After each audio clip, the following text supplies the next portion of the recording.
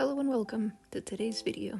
I'm going to be using my fursona Blight and to also explain the visual designs and clarifying what the mask, wings, halo, and all of these scars mean to me through these visual illustrations and the many event illustrations that I had made over the past few years. A lot of these I wouldn't have drawn if I was 10 years younger because at that time I didn't think I had the freedom to be able to make these with the people that were hovering over me like vultures, with the way that their words had changed me. If not for the friends and family that I made over time that had supported me, I don't think I would be the same as I am today, and that's what I wanted to address. This is also a build-up for a future storytime Draw My Life that I have planned, because I want to talk about what it was like for me growing up under a strict Catholic hoarder household with a lot of emotional and physical violence around me all the time. It just really made me feel like I wasn't sure about myself for the longest time. Up until I moved out of this house and environment, I felt like that was my entire life, and there wasn't much that I could do to change it without, well, masking how I really felt and going along with what I thought had to be the rules of this family that was everything for them and for me. That's all that I really saw that I had for choices. Sure, I would go to school, I would have work, I'd have friends, all of that, but at home, it didn't feel like home at all. And I wanted to share this in case anybody has or is going through a similar event, because everyone's situations are uniquely individual, and I hope that you can find peace, and also as a spark of hope, know that the situation that I have for myself now, I am happier than I have ever been in my life, and I have wonderful friends and family as a found family situation that I feel supportive, and over the many years that I've built up to having the confidence to share this online, I want to share the behind the scenes a little bit about myself for you all to get a better understanding of me, especially before I actually make the official Draw My Life video, because it's going to take a lot for me to visually illustrate some of these scenes in a cartoon form for you all to see and share the story in a proper chronological order. What I wanted to share with you first and foremost was growing up under the strict household. These rules for the house were some of the standard. Make sure that you did all your homework before you could play video games, and make sure you came home around curfew time, but then things escalated. When it came to the chores around the house, if I didn't dust properly and this particular family member ran their fingers across the wall and found dust particles, I'd brace for impact, for a cane to the back of my spine. The stereotypical soap in your mouth for swearing would become kneeling on a bag of rice for a half an hour, and many other punishments that I won't go into detail. That for me, I'd like to forget about these, because a lot of these just stayed with me of do things perfectionistically or punishments would happen, and in other cases, try to lie my way out of it because there wasn't much else that I could do. This also was one of the first times that I'm pretty sure I had to put on a mask and didn't even know it, was when I didn't finish a plate of vegetables and I was dragged by my hair, had a choppy haircut done on purpose by this family member, then taken to a barber shop and having to smile to this barber and say I wanted this short haircut when that wasn't what I actually wanted.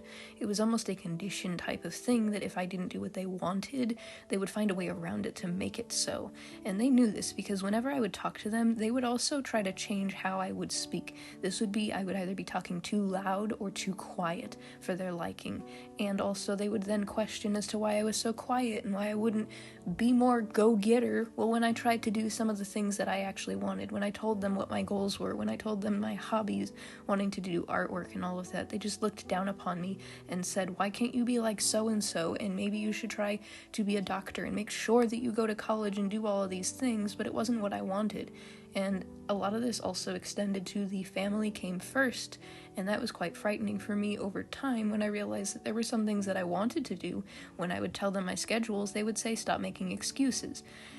And this got bad when there was also the extreme strict Catholic rules that applied extra to a lot of these, where if there was so much as me failing a math test or anything else bad going on, it was God punishing me according to this particular person's word.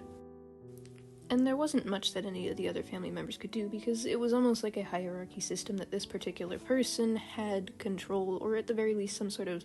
it was just the way things were and that was how it had to be, and there wasn't much that could be done about it. There was a lot of things that I saw with anger, fear, control, manipulation, and it just made me feel like there wasn't much that I could do until I was an adult. And even then, there was that fear of being kicked out the moment that you could, because all you ever heard from these other family members is you're going to be kicked out on the streets, and then also wishing death upon these other family members. It's not something that was a pleasant environment growing up in, and being that it was hard for me to really trust and talk to these particular family members because they could have been equally as bad as this particular hierarchied person. Reason why I'm keeping a lot of this vague as well is just for personal reasons, but I don't want these particular people to hear these stories because I may be an adult and I may be in a much better situation, but I'd rather they not know this because I also don't want to give them that satisfaction that they still get underneath my skin and nerves, and I still get to a point of hyperventilative tears when I try to talk to these particular family members. And it's taken a lot. It's not perfect, and it's something that's going to take more time, if not something that may never go away. And I think they knew that when I was growing up, because when I actually had to tell them that I was moving out into my roommate's place for the first time, this is when the real struggles first began, of me trying to actually stand up for myself. When moving out and expressing to this particular family member that I was not going to be going to church with them as often or at all was the worst sin in their eyes. This was something that they were not ready to hear, and they knew it, and at this point, my head was so filled with if I didn't do what they said, it was going to lead to extreme punishments. I wasn't sure what they could do, because they couldn't threaten me by kicking me out, so what could they do? Well, they had the vehicle that we shared under their thumb for me. I couldn't, because I needed that for work, so they knew that, so our deal was I would go to church with them, and I would take them wherever they needed to, and then I could use the car for whatever else I needed, be it work or hanging out with friends. So we made a partial agreement, and I tried to be mature about it. I tried to communicate, I tried to do what I could. I was figuring things out on the go as I was doing things, and then also going through a lot of personal things where I'd be super jumpy when it came to doing chores and tasks, and trying to figure out some things on my own terms and times now, because I didn't have to do things the way that they were under that roof, but then I'd have to mask up when I would go to visit, because I still had to be the way that I was around them, but when I was away from them, I could be myself. And that was something that only my trusted friends and family knew about when I tried to express this, and there was a lot of this that was just bottled up for months at a time, and this, unfortunately, is still something that I struggle with figuring out from time to time, of going into rambling fits,